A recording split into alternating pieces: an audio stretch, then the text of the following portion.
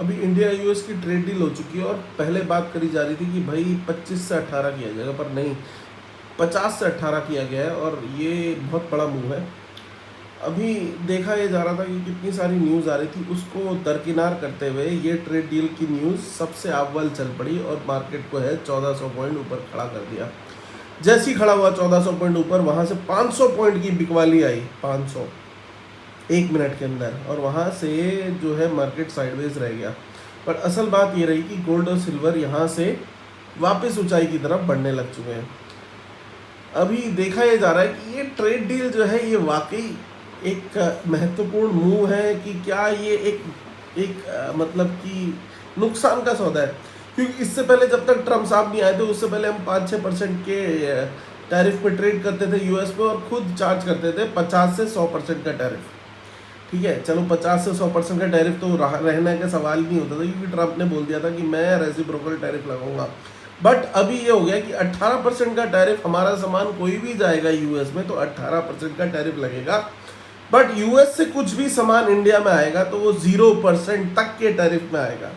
समझ रहे हो? मतलब कि जब ट्रम्प का बयान पूरी तरह पढ़ा गया तो उसमें लिखा था कि भाई जो भारत है वो अपना टैरिफ जो है ज़ीरो की तरफ अग्रसर रखेगा। मतलब अभी जो भी टैरिफ चल रहा है तो उसे ज़ीरो की तरफ ले जाने की तरफ अग्रसर रहेगा।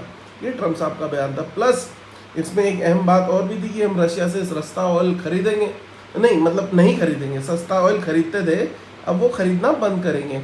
तो बंद करके हम वेनेजुएलन ऑयल की तरफ जाएंगे। वेनेजुएला एक ऐसी कंट्री है जिस पे यूएस ने कब्जा कर लिया है, और वहाँ का तेल जो है च्यवनप्राश की तरह होता है, मतलब बहुत ही ज़्यादा गाढ़ा होता है।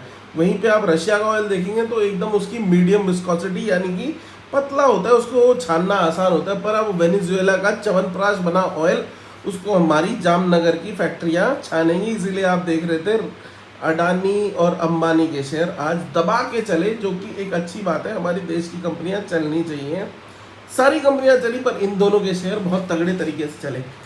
तो रशिया से ऑयल खरीदना और वेनेजुएला से ऑयल खरीदना, इनमें डिफरेंस क्या है ये आप ही लोग मुझे समझाएं।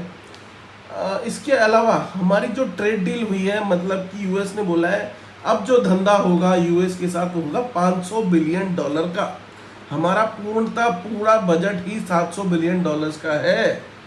तो 500 बिलियन डॉलर्स का अगर यूएस के साथ धंधा होगा तो मतलब समझ रहे हो आप 80% धंधा यूएस के साथ होगा। तो अभी मेरे को इसके फाइन प्रिंट में जाना पड़ेगा, देखना पड़ेगा कि क्या ये ट्रेड डील वाकई एक समझदारी का सौदा है।